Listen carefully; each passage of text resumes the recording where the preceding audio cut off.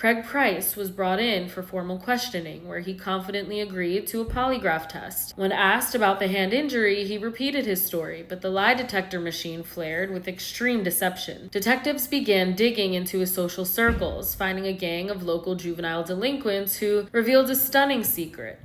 Craig had openly boasted to them about murdering Rebecca Spencer 2 years prior. Armed with a search warrant, a team of police raided the Prince home in the early morning hours of September 17, 1989. While his family sat in the living room, visibly distraught, Craig casually curled up on the couch and fell fast asleep. In a shed in the backyard, investigators struck gold. They pulled out a plastic trash bag packed with blood-stained kitchen knives, blood-soaked clothing, and a pair of gloves. Craig was arrested on 3 counts of murder. Confronted with the evidence, his demeanor remained chillingly detached. With zero remorse, he nonchalantly detailed exactly how he crawled through a bathroom window to rob the house, accidentally waking up Joan. Craig explained how things got hectic. He grabbed Joan by the throat, but her screams brought the young girls running. 8-year-old Melissa desperately ran to the kitchen to grab the phone to call for help, but Craig overpowered her. He grabbed the knives from the kitchen structure and began a relentless, systematic slaughter. During the struggle, one of the girls bit his hand, and he responded by savagely biting her back in the face. After the murders, he calmly walked to the bathroom to tend to his bleeding hand, leaving behind the bloody sock print, before covering the bodies with blankets and heading home to hide the weapons. Then, almost as an afterthought, he confessed to the cold case murder of Rebecca Spencer. The community rejoiced, believing a serial killer was off the streets forever, but the most shocking detail of the entire case was yet to come. Craig Price would not face a trial, and he would not be given a prison sentence, because Craig was just 6 weeks shy of his 16th birthday when he confessed. Rhode Island state law firmly dictated that violent juvenile offenders could only be held in a state training school until their 21st birthday. The horrifying reality sank in for the victims' families. In a mere 5 years, a quadruple serial killer would walk out of the juvenile center completely free,